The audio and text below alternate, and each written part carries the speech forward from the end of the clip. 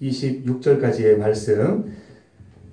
우리 말씀의 내용을 생각하면서 우리 다 같이 말씀을 같이 읽어보겠습니다. 20절에서 26절입니다. 이게 보입니까? 성경책을 보셔도 되고 앞에 보이는 분은 보셔도 됩니다. 시작. 예수께서 눈을 들어 제자들을 보시고 이르시되 너희 가난한 자는 복이 있나니 하나님의 나라가 너희 것임이요 지금 줄인 자는 복이 있나니 너희가 배부름을 얻을 것임이요 지금 우는 자는 복이 있나니 너희가 웃을 것임이요 인자로 말미암아 사람들이 너희를 미워하며 멀리하고 욕하고 너희 이름을 악하다 하여 버릴 때에는 너희에게 복이 있도다. 그날에 기뻐하고 뛰놀라. 하늘에서 너희 상이 큼이라. 그들의 조상들이 선지자들에게 이와 같이 하였느니라. 그러나 화 있을진저 너희 부요한 자여 너희는 너희의 위로를 이미 받았도다. 화 있을진저 너희 지금 배부른 자여 너희는 줄이리로다. 화 있을진저 너희 지금 웃는 자여 너희가 애통하며 울리로다. 모든 사람이 너희를 칭찬하면 화가 있도다. 그들의 조상들이 거짓 선지자들에게 이와 같이 하였느니라. 마태, 마가, 누가, 요한복음 4권이 있고요. 이 4권을 복음서, 마태, 마가, 누가복음은 공관 복음이라고 이렇게 합니다. 같은 관점으로, 다른 관점으로 또 이렇게 적혀진 성경책이 되겠습니다. 그래서 요거와 병행 구절이 있습니다. 마태복음을 보겠습니다. 마태복음 5장, 마태복음 5장 1절에서 12절까지 말씀입니다. 이 마태복음, 마가복음, 누가복음을 읽을 때 이 병행 구절을 잘 찾아서 읽어봐도 굉장히 재미있게 말씀을 읽을 수가 있습니다. 마태복음 5장 1절에서 12절까지 말씀입니다. 같이 천천히 함께 읽어봅시다. 예수께서 무리를 보시고 산에 올라가 앉으시니 제자들이 나아온지라.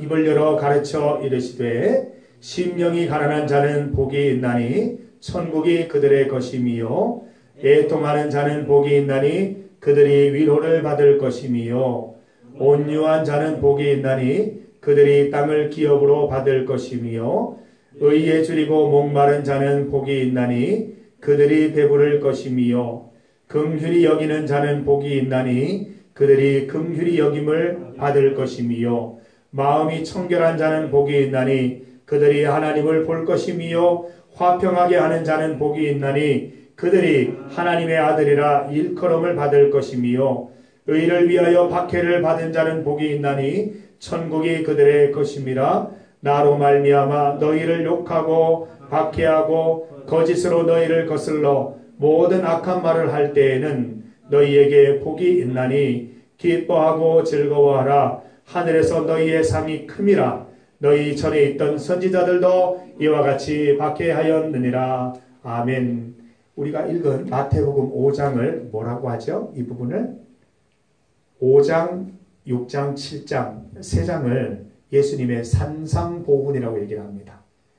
한자로 써놔서 되게 어려운 것 같은데 그냥 산 위에서 산에서 민중들에게 주신 보배로운 훈계, 보배로운 교훈 이런 의미로 산상보훈이라고 합니다.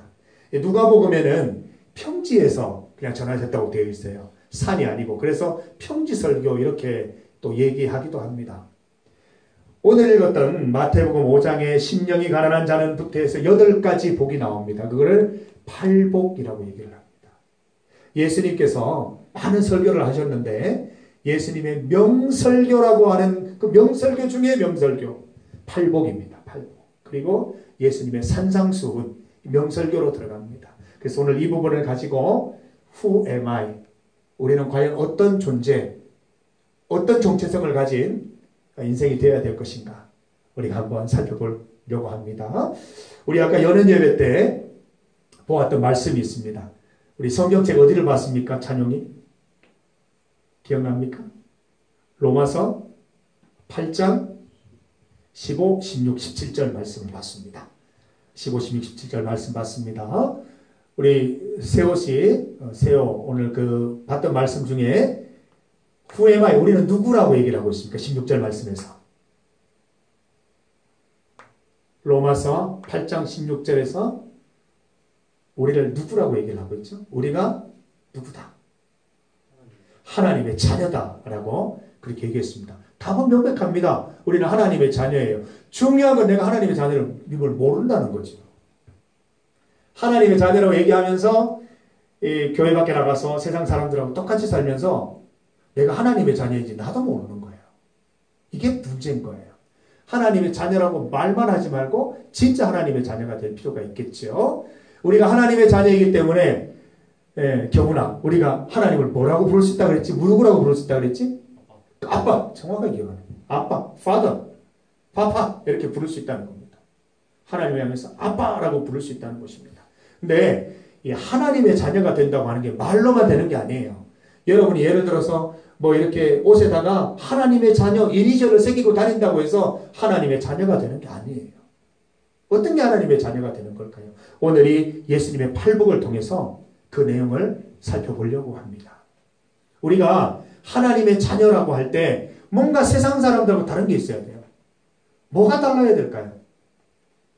관점 알지? 관점 알죠? 진수. 어떤 똑같은 일을 보더라도 사람마다 관점이 틀려요. 물을 마셨는데 지금 물이 있는데 반쯤 있는데 어떤 사람은 물이 반밖에 남지 않았다 그러고 어떤 사람은 물이 반이나 남았다 그래요.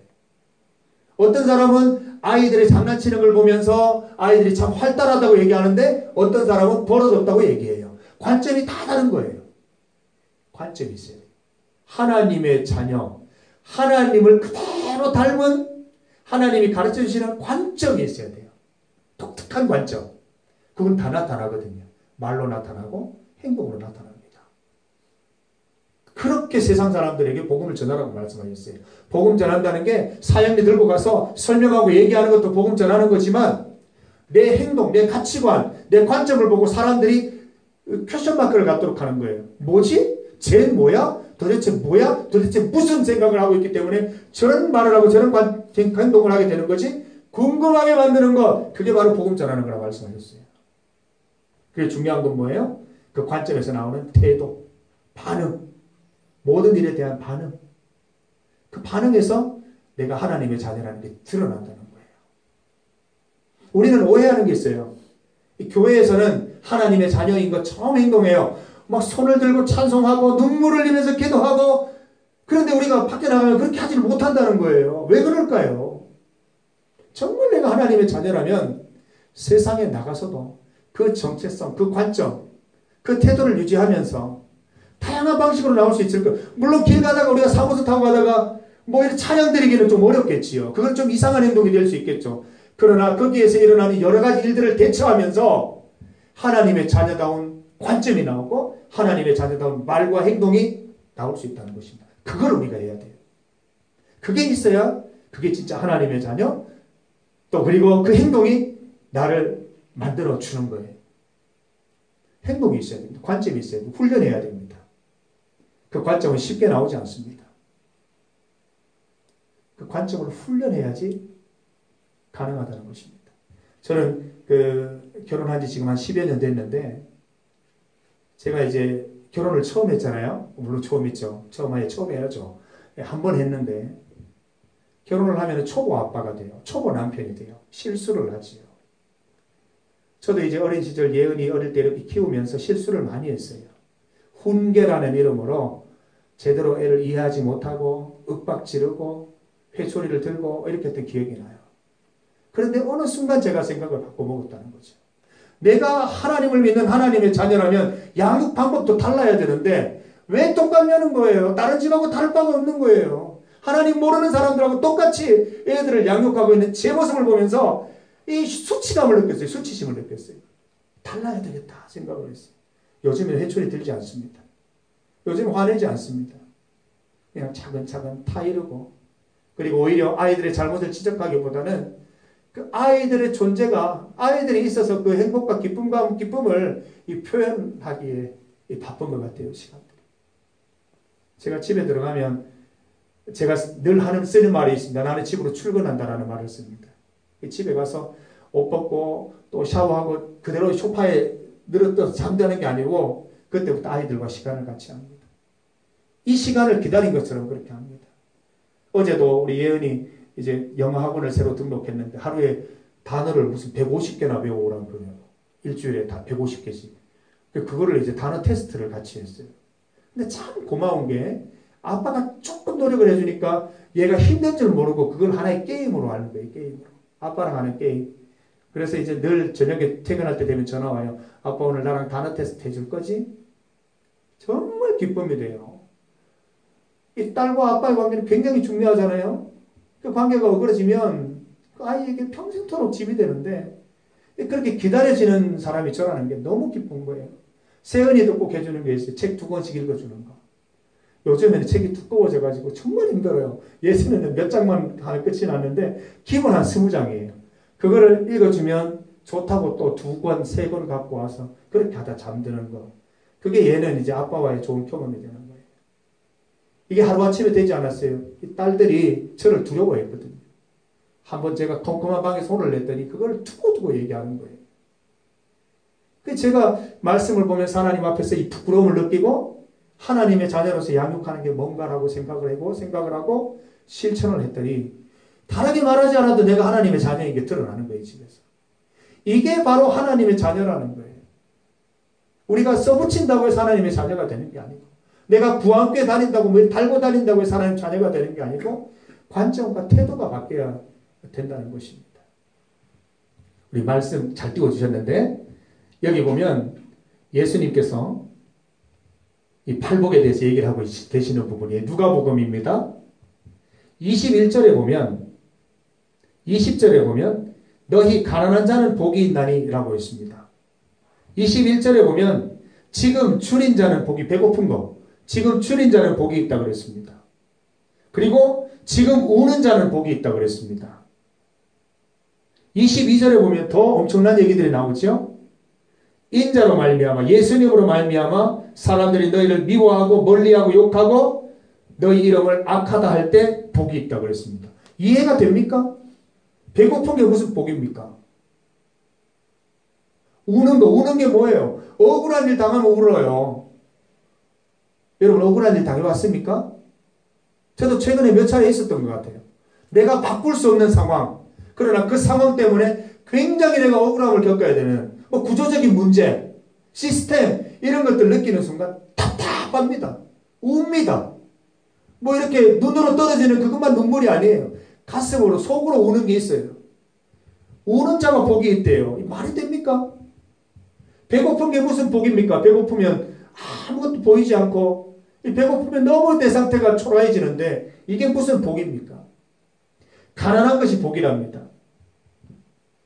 여러분 우리가 예수 믿으면 받는 복 가운데 가난해지기를 원하는 사람이 있습니까?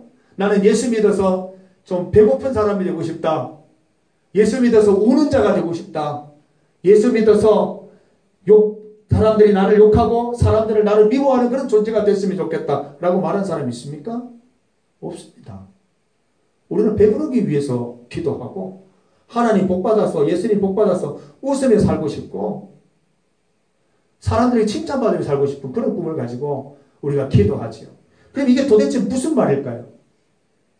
이게 무슨 복입니까?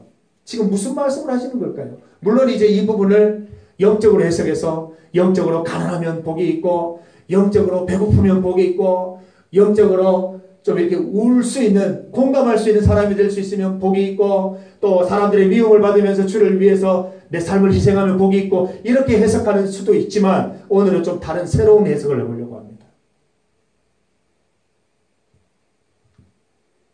20절 말씀입니다. 너희 가난한 자는 복이 있나니 아무리 지금 가난한 자라 하더라도 가난하면 어떻게 돼요? 쉽게 소외되겠죠? 사람들의 눈에 띄지 않는 존재가 되겠지요? 그 사람들조차도 하나님 나라의 관점대로 살아가기만 하면 복이 있다는 거예요. 아무리 가난한 사람이라 하더라도 세상이 주목하지 않고 세상이 기대하지 않은 인생이라도 그 사람이 하나님의 사고방식으로 살아가는 순간 그 사람은 복이 있다는 거예요. 그럼 이해되시죠? 지금 배고픈 사람, 당장 먹을 것이 없어서 끼니를 거르고 끼니를 걱정하는 사람이라 하더라도 그러니까 내 삶이 너무 비참하다 하더라도 그 자리에서 하나님의 관점으로, 천국의 관점으로 살아갈 수 있다면, 결단할 수 있다면 그 자리는 복 있는 자리라는 거예요. 마찬가지죠. 아무리 억울한 일을 당했더라도 하나님께서 이 억울함을 풀어주시고 하나님의 관점으로 살아가기만 하면 그게 옳은 길이다 생각하고 하나님께서 억울함을 풀어주실 그날을 기대하면서 하나님의 관점으로 그 지금의 상황을 선포하게 되면 복이 있다는 말씀이에요. 마지막 말씀 보세요. 사람들이 우리를 미워하고 멀리하고 욕하는 것이 뭐가 좋습니까? 사람들이 악하다여 버리는 것이 뭐가 좋습니까?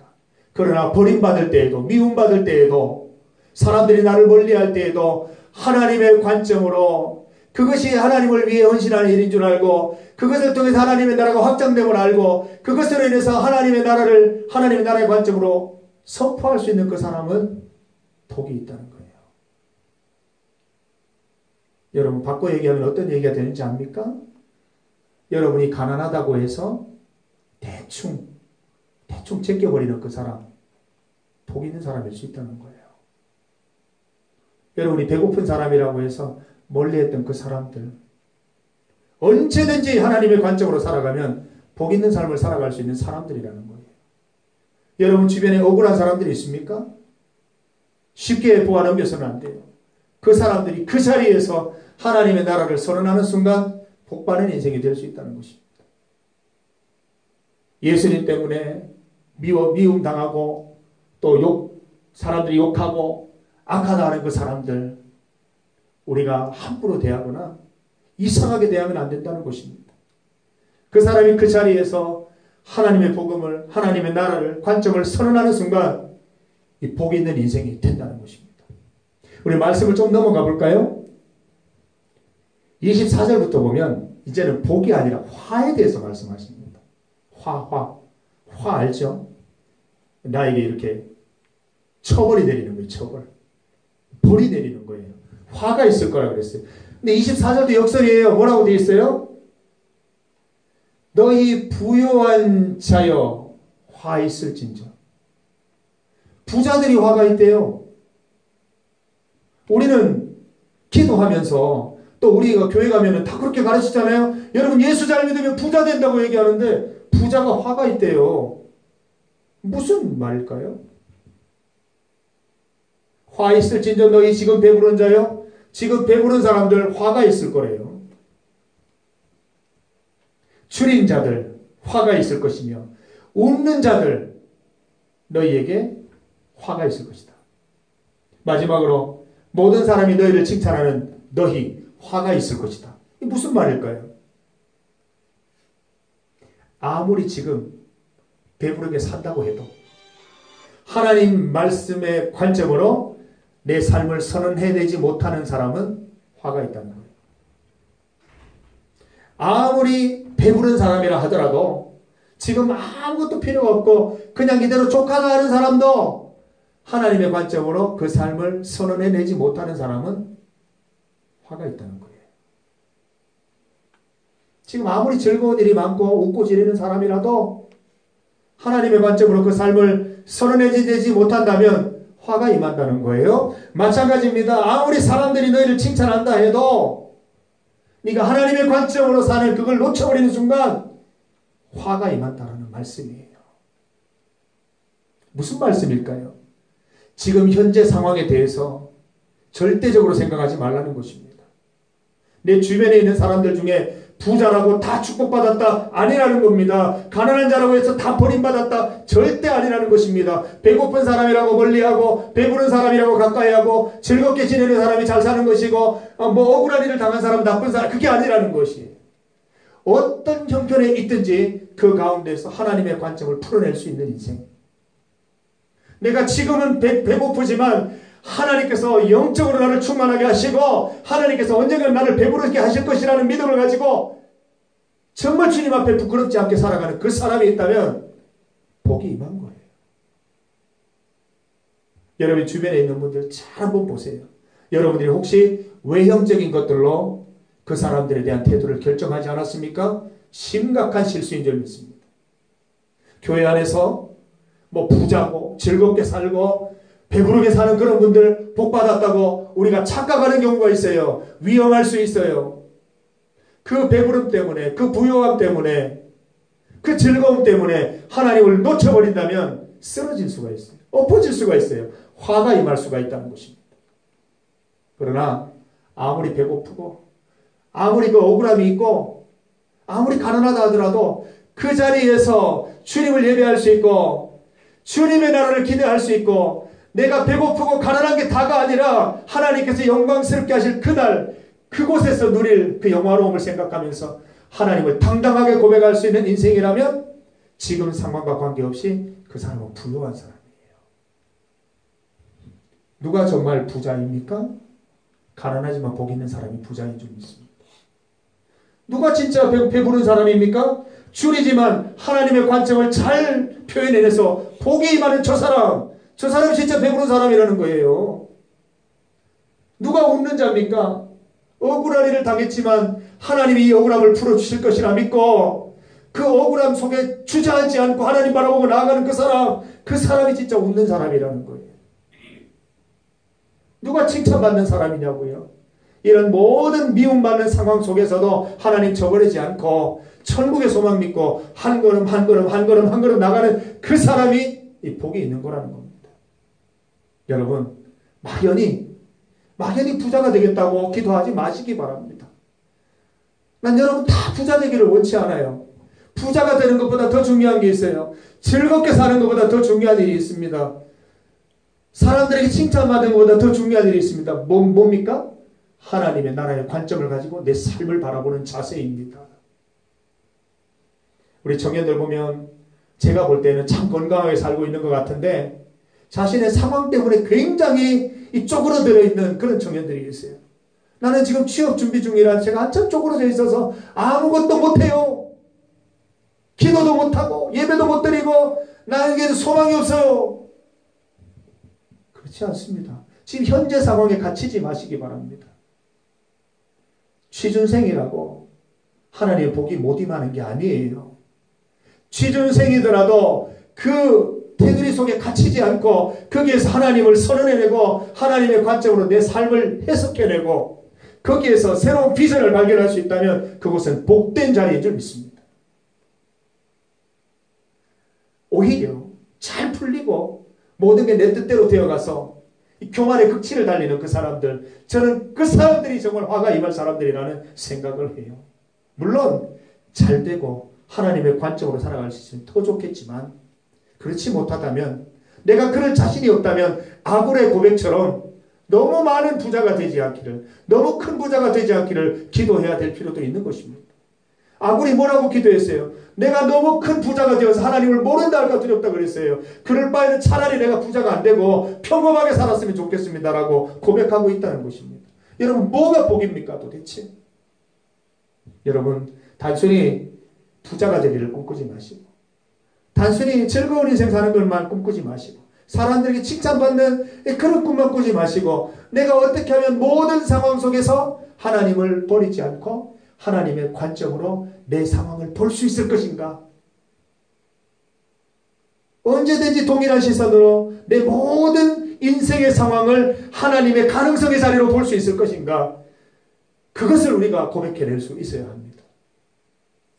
엄청난 역설의 말씀입니다. 여러분이 지금 어떤 상황 가운데 있든지 그 자리는 복된 자리가 될 수 있습니다. 반대로 여러분이 어떤 자리, 어떤 위치에 있더라도 그곳이 화가 임하는 자리가 될 수 있습니다. 여러분 지금 상황이 중요한 게 아닙니다. 그 자리에서 여러분이 당당하게 하나님의 관점으로 이 상황을 풀어내느냐 풀어내지 못하느냐가 복과 화를 결정짓는다는 것입니다. 우리 손들어 얹고 한번 돌아보십시다. 저도 마찬가지입니다. 최근에 저에게 되어지는 일들을 보면서 하나님을 참 많이 원망했습니다. 나는 버림받았구나. 나는 이대로 그냥 끝나버리는구나. 내 인생 가운데 햇볕은 이제 들지 않겠구나. 내가 이게 사는 거냐? 내가 도대체 뭐냐? 이런 말을 많이 했던 것 같습니다. 내 속으로. 내가 뭐 이렇게 마음속으로 얘기한다고 하나님 못 들으십니까? 다 들으시지요. 그게 하나님의 관점입니까? 세상 사람들보다도 못한 관점인 거예요. 저는 화가 임할 거예요. 화가. 빨리 회개하지 않으면. 여러분의 상황이 어떤 상황이든지 그곳에서 하나님의 관점으로 상황을 풀어낼 수 있기를 바랍니다. 저도 이제 여러분들과 약속합니다. 어떤 어려운 일들이 닥쳐도 거기에 하나님 뜻이 있겠거니, 하나님께서 나를 웃게 하실 날이 있겠거니, 하나님께서 나를 웃게 하지 않으셔도 하나님이 나와 함께 계시고 천국의 소망이 있으면 그걸로 만족할 수 있겠거니, 그렇게 살아가기를 약속드립니다. 말은 그렇게 하면서도 실상은 참 쉽지 않더라고요. 저는 여러분들이 그렇게 하시기를 바라요. 단순히 이 기독교가 부자가 되고 잘 되고 이런 종교 절대 아닙니다. 부자가 되더라도, 엄청난 부자가 되더라도 하나님을 놓치지 않는 길을 가르치는 게 기독교고요. 아무리 가난한 지독한 가난 속에 살아도 하나님을 버리지 않도록 그렇게 결단하게 해주고 그렇게 요청하는 것이 기독교인 것입니다. 우리가 이것을 제대로 지키지 못하고 이것을 제대로 누리지 못하면 기독교가 되는 것입니다. 정신 바짝 차려야 됩니다. 그래서 우리 기독교인들은, 예수님 믿는 사람들은 소위 신세 한탄하면 안 됩니다. 아이고 내 신세야. 뭐 변변한 직장도 하나 없고 아르바이트나 하고 이게 무슨 신세인가. 내가 조금만 더 열심히 했으면 좋은 대학에 갈 건데 어떻게 앞으로 어떻게 할 것인가. 아이고 내 신세야. 내가 원하던 기업체 회사에 못 들어가서 너무 마음이 아픈데 아이고 내 신세야. 이해 아니라는 것입니다. 여러분의 신세가 여러분의 상황이 악화되었다고 해서 하나님과의 관계도 악화되는 건 아닙니다. 하나님의 기대가 달라졌을까요? 저는 솔직히 고백합니다. 내 모든 인생 가운데 하나님의 기대는 한 번도 바뀐 적이 없습니다. 제 기대가 바뀌고 내가 문제였지 하나님은 똑같은 눈높이로 나를 기대하고 계셨고 그의 자녀로, 그의 딸로, 그의 아들로 그 높이로 나를 바라보고 계셨어요. 내가 주님을 바라보지 못했을 것이 불이죠. 그래서 여러분들 상황이 하나님과의 거리를 결정짓는 게 아닙니다. 상황이 어떠하든지 간에 여러분이 하나님을 구체적으로 고백해낼 수 있고 여러분의 관점과 태도로 하나님이 그 속에 드러날 수만 있다면 여러분의 삶은 복 있는 삶이 되는 것입니다. 말씀을 다시 한번 볼까요? 가난한 자가 그 가난함 속에 함몰되지 않고 그 가난함을 통해서 나로 하여금 하나님을 더 의지하게 하고 지금은 가난하지만 천국의 부유함을 소망하게 하셨다는 걸 생각하면서 감사를 고백하는 가난한 자가 있다면 복이 있는 거죠. 저는 그런 복 있는 사람 봤습니다. 정말 찢어질 듯 가난한데 봉사활동을 하고 기부를 하고 차선활동을 해요. 도무지 이해가 되지 않아요. 왜 그럴까요? 이거예요. 이거. 내 그냥 형식적으로 외형이 가난할 뿐이지 영혼이 가난하지 않다는 거예요. 이 외형적으로 내가 돈이 없어 가난할 뿐이지 마음이 가난하지 않다는 거예요. 그분은 난 복이 있다고 생각합니다. 배고픈 사람들이 다 죄를 짓습니까? 다 범죄합니까? 그렇지 않습니다.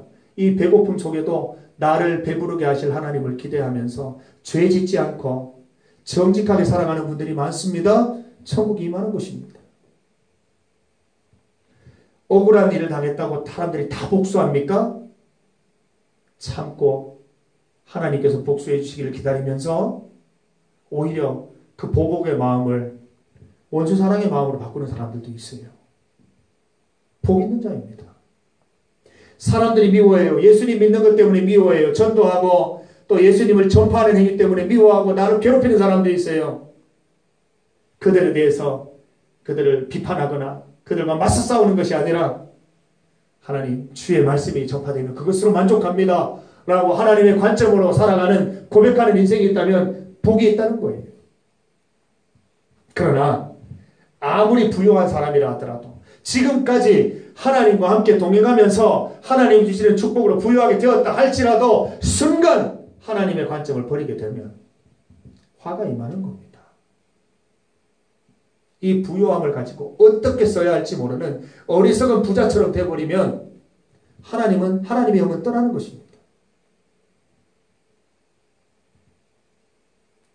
아무리 배불러도 지금 배불러서 막 배를 두드리면서 만족한 사람이 있다 하더라도 순간적으로 하나님의 관점으로 살지 못하면 복은 떠나는 것입니다. 아무리 지금 즐거운 일이 있고 웃음이 있고 행복이 있어도 하나님의 관점을 버리게 된다면, 천국의 사고방식으로 살지 못하게 된다면 화가 임하는 것입니다. 사람들이 다 칭찬한다 하더라도 하나님의 관점을 하는 것이 아니라면, 위선적인 그런 행위라면 하나님은 떠나가시는 것입니다.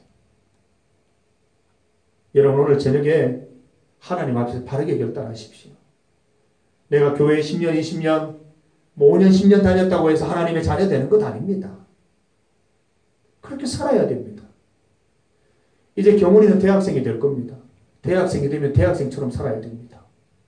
대학생이 맨날 놀러 다니고, 대학생이 맨날 춤추러 다니고, 클럽에 다니고, 이렇게 하면 문제가 많은 것입니다.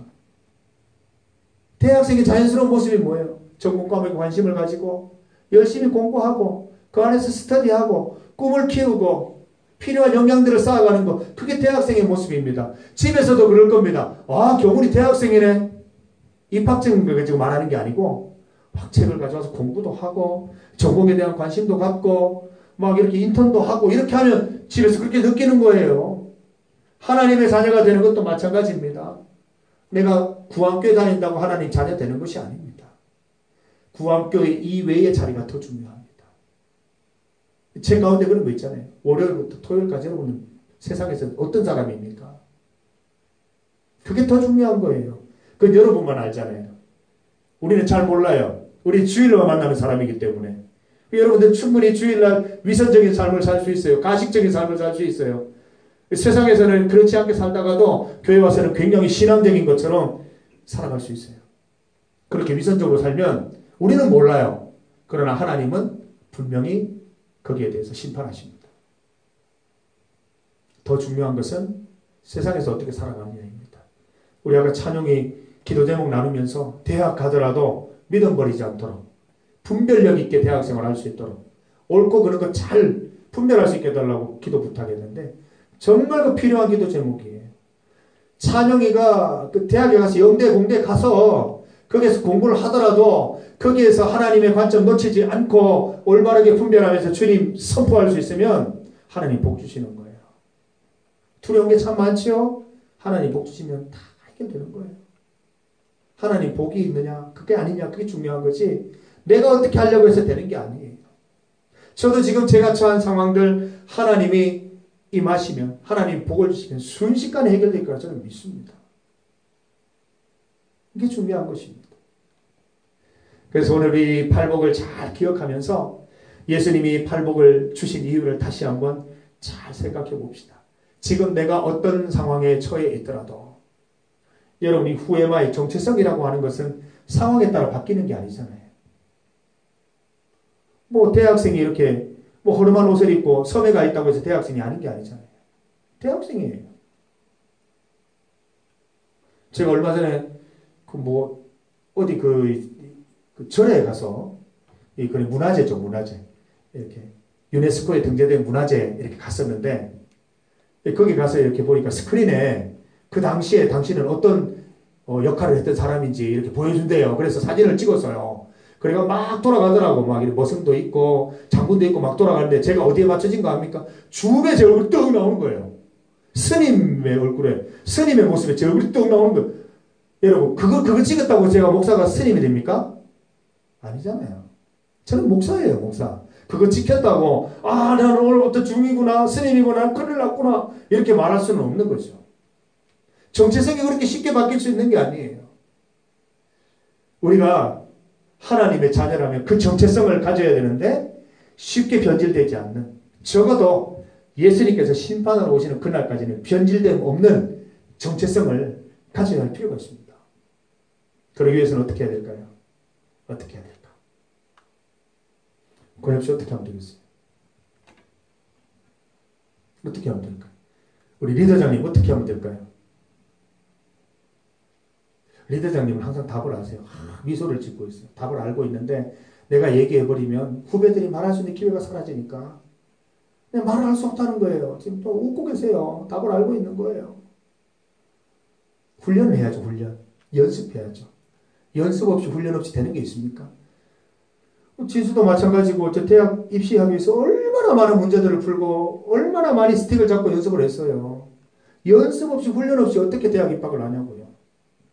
하나님의 자녀가 되는 이 정체성 훈련해야 됩니다. 작은 것부터 여러분 가정에서부터 친한 친구들 특히 신앙 있는 친구들 만날 때부터 또 여러분 주변에 있는 친구들 또 주변에 있는 사람들 만나면서 작은 것부터 훈련해 나가야 됩니다.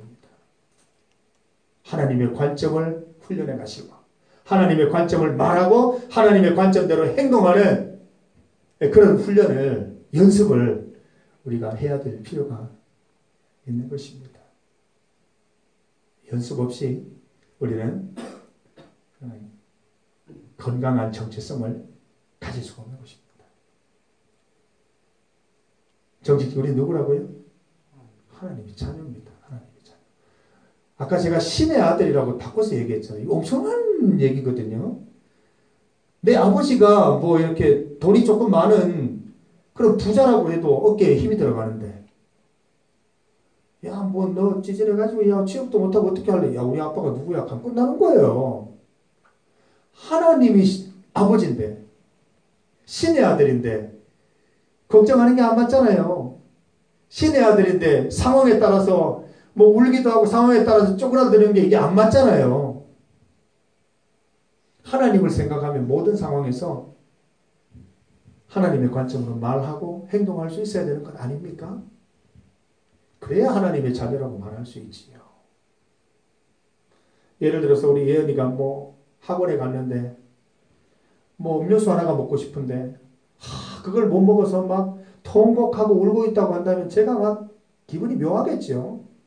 이 바보야. 아빠한테 얘기하면 되잖아. 아빠 지갑에 돈이 있는데 이건 넣으면 먹을 수 있잖아. 너는 왜 바보같이 그렇게 통곡하고 있어? 이렇게 말하지 않겠습니까? 저희들 딸은 벌써 잘 압니다.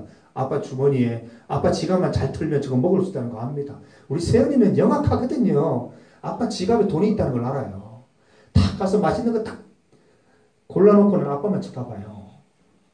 이거 굉장히 영특하죠. 이게 자녀의 모습이에요. 근데 우리가 상황이 조금 어렵다고, 좀 가난하다고, 힘들다고, 어렵다고, 거기에서 땅을 통곡하면서 나는 죽었다, 나는 이제 끝났다라고 얘기하고 있으면 하나님이 어떻게 보시겠어요? 아이고 이 답답한 놈아, 아이고 이 정말 뭘 모르는 놈 같으니라고 막 이렇게 말씀하지 않겠어요? 나한테 얘기하고 날만 바라보면 되는데 왜 그렇게 땅을 바라보면서 통곡하고 있냐고 말씀하지 않으시겠습니까? 상황이 중요한 게 아니에요. 어떤 관점으로 살아가느냐가 더 중요한 거예요. 그리고 어떤 태도로 살아가느냐가 더 중요한 거예요. 여러분 분명히 예언하건대 지금보다 더 어려운 상황이 여러분들에게 옵니다. 지금 연습하지 않으면 그 더 어려운 상황에서 여러분 하나님을 버릴 가능성이 높습니다. 지금 하나님을 의지하지 못하면 지금 여러분의 그 애매한 상황 속에서도 하나님을 고백해내지 못하고 하나님의 관점으로 살 수 없다면 저는 장담하지 못합니다. 여러분들 제 나이 됐을 때 하나님 버릴 가능성이 없습니다. 저는 피 터지게 정말 치열하게 살았습니다. 하나님 안 버리려고. 실수는 있었지만 철로역적인 크리스찬처럼 곁길로 빠져나간 적은 있었지만 돌아와서 그 길을 걸어가는 그 아픔들과 치열함이 있었습니다. 그래서 지금 50이 되어가는 이 나이에도 하나님을 지키고 있는 거예요. 목사라서 하나님을 지키는 거 아니에요. 목사는 하나님 바라보기 더 힘들 수도 있어요. 교회에 잘못되고 정말 이상하고 고쳐야 될 많은 것들을 보면서 오히려 더 상처 입기 쉽다고요. 하나님 바라보기 쉬운 게 아니에요. 여러분들 지금 이 작은 일부터 물론 이제 그게 작다는 얘기는 아닙니다. 여러분한테는 굉장히 큰 일일 수 있지만 상대적으로 작을 수 있는 그 일에서 하나님을 온전히 고백해내지 못한다면 앞으로 인생살이 가운데 여러분 하나님 지킬 수 없고 더더군다나 여러분 자손들에게 하나님을 알려줄 수 없습니다. 오늘 우리가 팔복의 이야기를 보면서 우리가 단순히 이 복 받는 것에만 우리가 집중해서 말씀을 많이 읽었는데 저도 이 말씀을 준비하면서 굉장히 많은 이 패러다임 시프트가 있었습니다. 아니구나. 복 받는 얘기가 아니구나. 모든 상황 가운데 하나님을 바라보라는 것이구나. 아무리 지금까지 하나님 잘 바라보면서 부요하게 행복하게 살았다 하더라도 내가 지금 하나님에 대한 관점을 버리는 순간 화가 임하겠구나. 반대로 내가 지금까지는 내 멋대로 제 멋대로 살고 내 모든 상황 속에 하나님을 올바른 관점으로 소화해내고 올바른 관점으로 고백하지 못했지만 이제부터 내가 하나님을 고백하겠다라고 하는 순간 복된 인생으로 바뀌는 거예요. 여러분들이 이것들을 꼭 기억하셔서 여러분 인생을 통해 이 말씀을 고백해내실 것을 권면합니다. 강권합니다. 여러분들 할 수 있습니다. 세상의 관점으로 살지 마십시오. 편리합니다. 세상의 관점으로 살면 표시 안 나고 많은 사람들이 선택하는 방법대로 살기 때문에 편리한 게 한두 가지가 아닙니다. 그러나 그렇게 살면 여러분들은 하나님의 자녀가 아니라 이 땅의 자녀죠.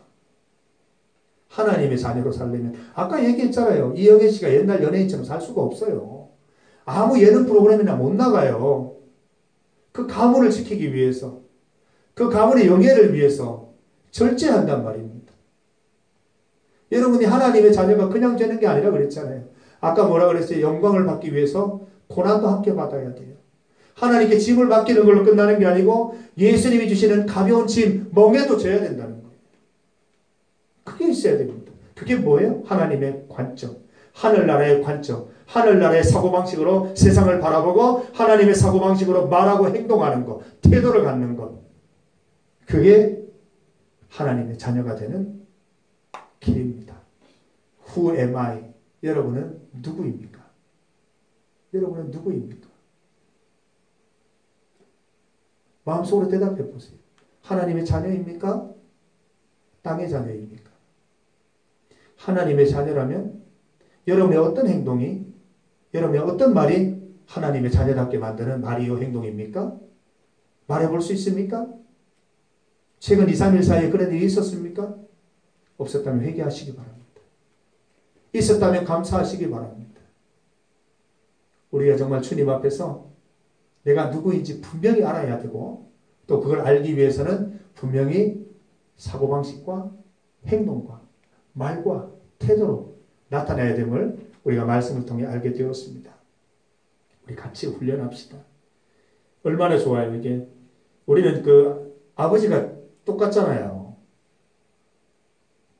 우리 육신의 아버지 말고 이강용 아버지 말고 제 아버지가 이강자 용자 쓰시거든요. 이강용 아버지 말고 하나님 아버지 다 같잖아요. 네 아버지나 내 아버지나 똑같다고. 그럼 뭐야? 네가 날 뭐라고 불러야 돼? 형.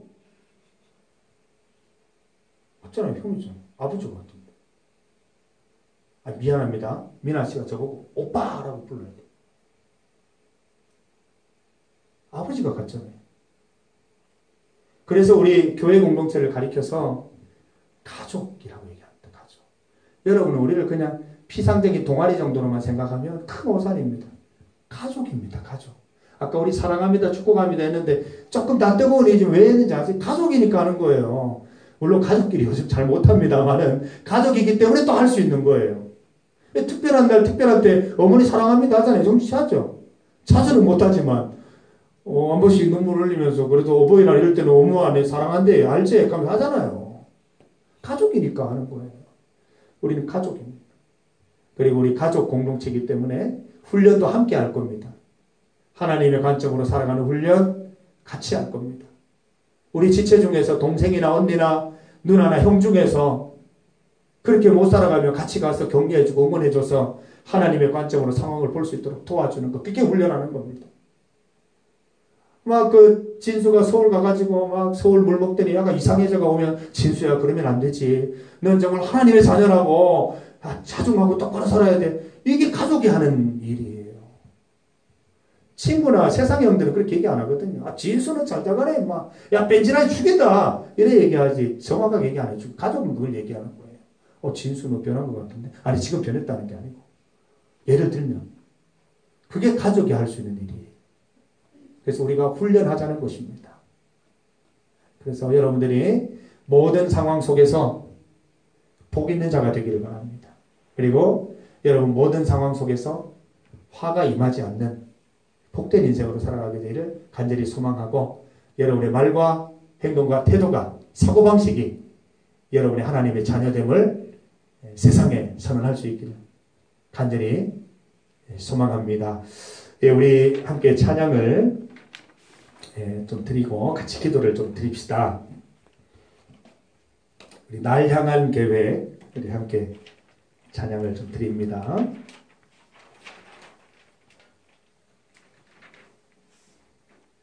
내 앞에 주어진 매일의 삶을 살다가 보면 그곳에 날 향한 계획, 섭리가 있다네.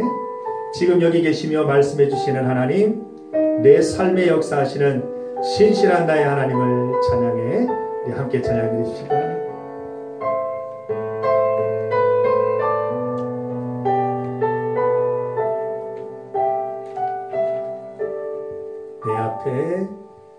내 앞에 주어진 매일의 삶을 살다가 보면 그곳에 날 향한 계획,